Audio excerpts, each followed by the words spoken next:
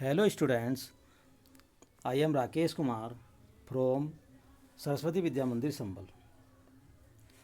आज आप अपूर्व अनुभव पाठ 10 पढ़ेंगे, जिसके लेखक हैं तेजसुको कुरियानागी, जिसका अनुवाद पूर्व याज्ञिक कुशवा जी ने किया है। तोतोचान विश्व साहित्य की एक अमूल्य निधि है, जो मूलतः जापानी भाषा में लिखी गई है। इसमें तोतोचान और यासुगी चान की मित्रता का साथ साथ रहने का वर्णन किया गया है। सभागार में शिविर लगने के 2 दिन बाद तोतोचान के लिए एक बड़ा साहस करने का दिन आया। इस दिन उसे यासुगी चान से मिलना था। इस भेद का पता न तो तोतोचान के माता पिता को था, न ही यासुगी चान के। उसने यासुगी चान को अपने पेड़ पर चढ़ने का न्योता दिया था।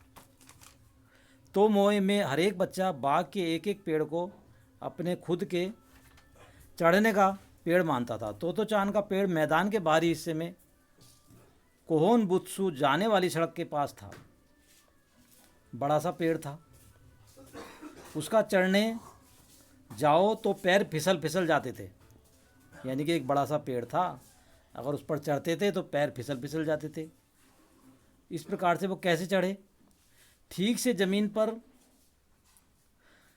चढ़ने पर जमीन से कोई 6 फुट की ऊंचाई पर एक 2 शाखा वाला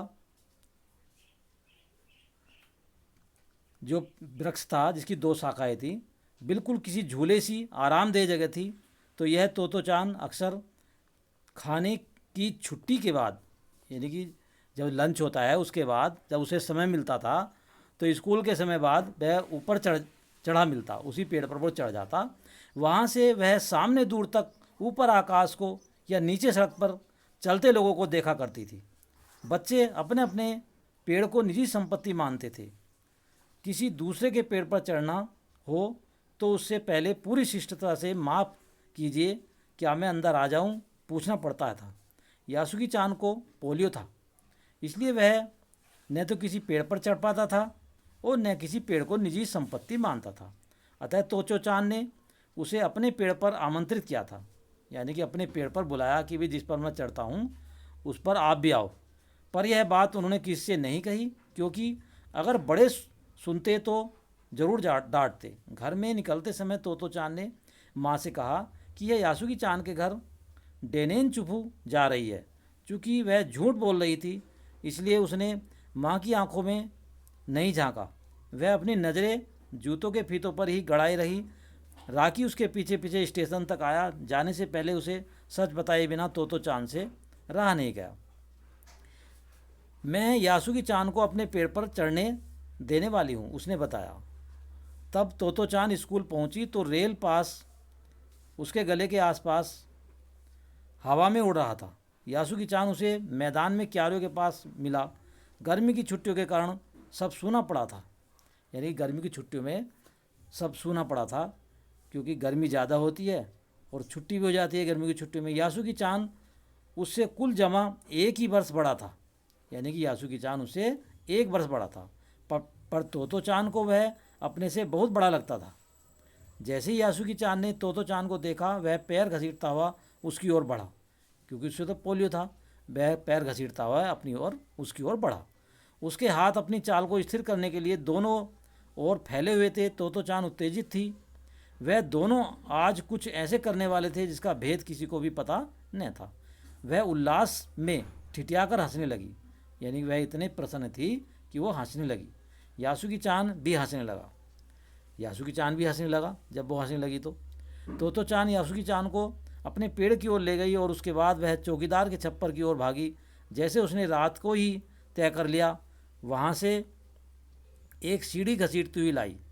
वहाँ से क्या लाई? एक सीढ़ी लाई उसे चढ़ाने के लिए। उसे तने के सहारे उसे लगाया, यानी कि पेड़ का जो तना होता है, जड़ होती है, ऊपर को पेड़ होता है, उसके सहारे लगाया, जिससे वह शाखा तक पहुँच जाए, जिससे उसकी जो 2 शाखाएँ थी पेड़ की उसको तक पहुँच जाए। वह कुर्सी से ऊपर चढ़ी और सीढ़ी के किनारे को पकड़ लिया। तब उसने पुकारा, ठीक है, अब ऊपर चढ़ने की कोशिश करो।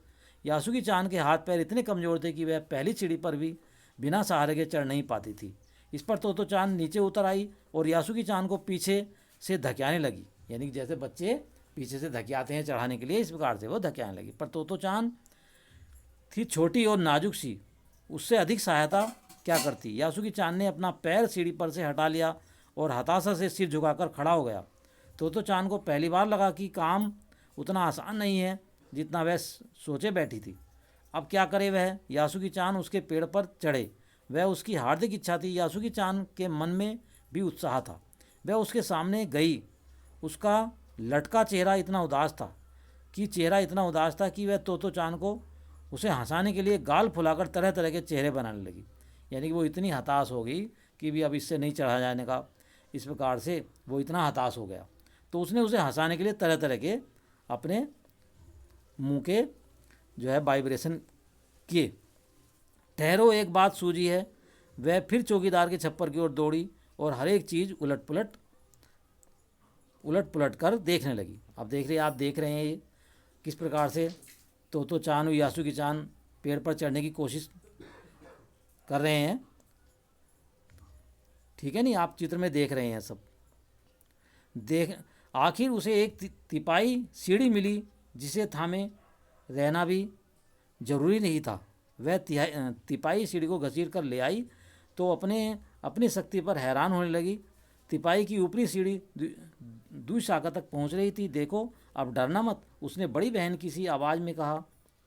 यह डगमगाएगी नहीं। यासुकी चान ने घबराकर तिपाई सीढ़ी और पसीने से तरबतर तोतो चान की ओर देखा। उसे भी काफ़ी पसीना आ रहा था। उसने पेड़ की ओर देखा और निश्चय के साथ पांव उठाकर पहली सीढ़ी पर रखा। उन दोनों को यह बिल्कुल भी पता चला कि कितना समय यासुकी चान को ऊपर तक चढ़ने में लगा। सूरज का ताप उन पर बढ़ रहा था, पर दोनों का ध्यान यासुकी चान के ऊपर तक पहुंचने में रमा था। तोतो चान नीचे से उसका एक एक पैर सीढ़ी पर धरने में मदद कर रही थी। तोतो चान उसकी क्या कर रही थी? मदद कर रही थी यासुकी चान की। अपने सिर से वह उसके पिछले हिस्से को भी स्थिर करती रही।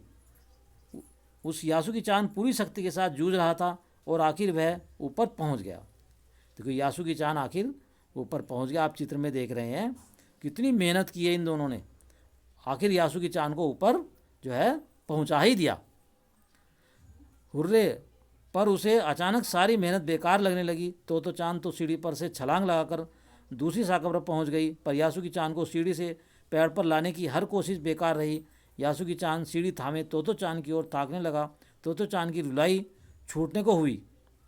तोतो चान जो है रोने ही वाली थी। उसने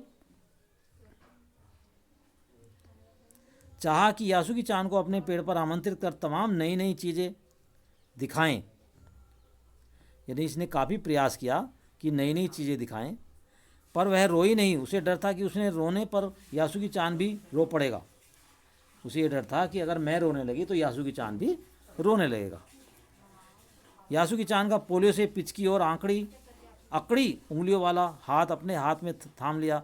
उसने खुद के हाथ से, वह बड़ा था, उंगलियां भी लंबी थी। देर तक तोतो चान उसका हाथ थामे रही। अब बोली, तुम लेट जाओ, मैं तुम्हें पेड़ पर खींचने की कोशिश करती हूँ।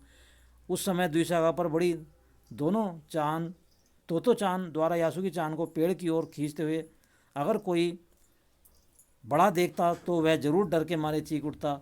उसे वे सच में जोखिम उठाते ही दिखाई थी।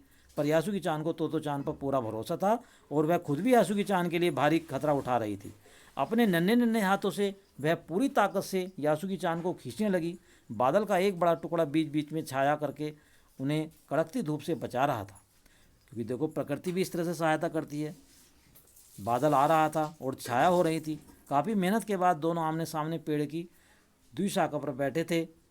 पसीने से तरबतर अपने बालों को चेहरों पर से हटाते हुए तोतो चान ने सम्मान से झुककर कहा, मेरे पेड़ पर तुम्हारा स्वागत है। यासुकी चान डाल के सहारे खड़ा था, कुछ झिझकता हुआ वह मुस्कुराया। तब उसने पूछा, क्या मैं अंदर आ सकता हूँ? उस दिन यासुकी चान ने दुनिया की एक नई झलक देखी। उसने पहले कभी नहीं देखा था। तो ऐसा होता था पेड़ पर चढ़ना। यासुकी चान ने खुश होते हुए कहा। वे बड़ी देर तक पेड़ पर बैठे बैठे इधर उधर की गप्पे लड़ाते रहे। मेरी बहन अमेरिका में है, उसने बताया। मतलब इस तरह से वो गप्पे लड़ाते रहे। तो चान उस समय यह तो न समझ पाई कि यासुकी चान के लिए जो कहीं भी दूर तक चल नहीं सकता था, वह घर बैठे चीज़ों को देख लेने के लिए क्या अर्थ होंगे। वह तो यह भी सोच रही थी कि सूमो पहलवान घर में रखे किसी डिब्बे में कैसे समा जाएंगे। उनका आकार तो बड़ा होता है, पर बात उसे बड़ी लुभावनी लगी। उन दिनों टेलीविज़न के बारे में कोई नहीं जानता था। पहले पहल यासुकी चान ने ही तोतो चान को उसके बारे में बताया था। पेड़ मानो गीत गा रहे थे और दोनों बेहद खुश थे। यासुकी चान के लिए पेड़ पर चढ़ने का यह पहला अंतिम मौका था।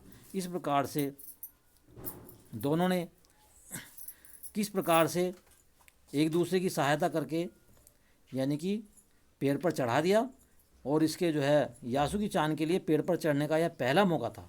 अब यासुकी चान जो है बहुत खुश था और वह बहुत प्रसन्न था। इस प्रकार से इसके लेखक तेत्सुको कुरियानगी हैं। अनुवाद पूर्व यागी कुशवाहा का है।